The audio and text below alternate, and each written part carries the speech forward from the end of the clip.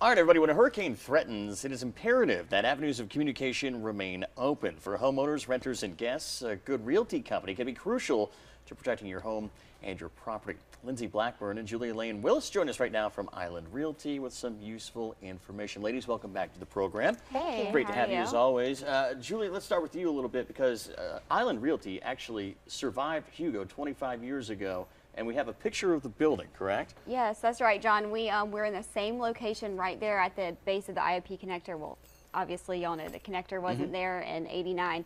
So that was right after the storm in September '89. And then we rebuilt 11 months later for a building that's similar to ours. So that's right after it passed by. Wow. Look at the destruction right there. Of course, it's well known to a lot of people here from the Lowcountry. So I imagine that there's a lot of preparation and manpower associated with getting rental properties. That's what you guys do, ready for an oncoming storm. Yes, there is.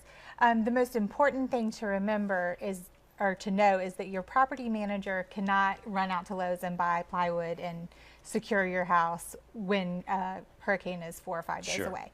We are responsible for hundreds of homes, so that is something that needs to be prearranged with a contractor.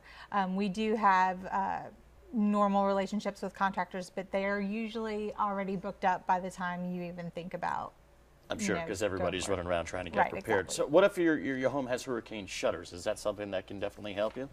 Well, it depends. If it's the kind that are automatic, that is just a push button or they're easy roll down, then your property manager can probably do that for you, but you'll want to talk to them about it and make those arrangements prior to a storm actually coming. Okay, let's talk about insurance and policies a little bit. Which policies are available to protect homeowners and tenants in the Lowcountry, especially once we have a lot of oceanfront homes here in IOP, Sullivan's, the Barrier Islands? Yeah, John, I know it's, contrary to popular belief, you can insure an oceanfront home, but be aware that flood insurance can only cover up to $250,000 worth of damage. So you need to make sure you have wind and hail and regular hazard insurance on those homes. That goes for other homes as well outside the beach.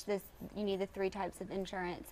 For renters, we also recommend for our tenants to have insurance on their rental properties. You need to cover the same 3: hail, wind, wind and hail damage, flood, and then the regular hazard. And then for our vacationers, we sell travel insurance. So when there is a mandatory evacuation on the islands, a hurricane's coming, their trip is totally covered, plus some other benefits. So that's a good thing. It's always included at a reservation. And then we want to give all you viewers out there a tip on, if you're looking for insurance, diversify your carrier, since we're in the Lowcountry. So you might want to seek out a carrier in the upstate, and they'll be able to write you a policy and cover you.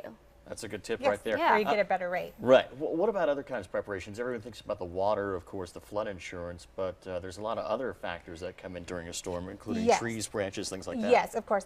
If you have an annual rental, your tenants would be responsible for securing their own belongings. But what you do want to do is have your trees pruned away from the home annually and have the health checked out by an arborist.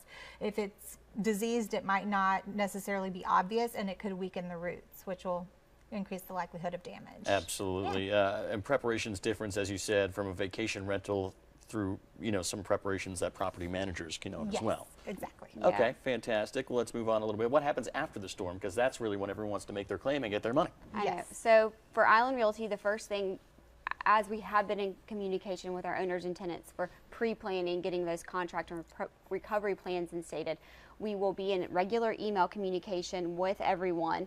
We will, when it's safe, have the property management team dispatched to the island.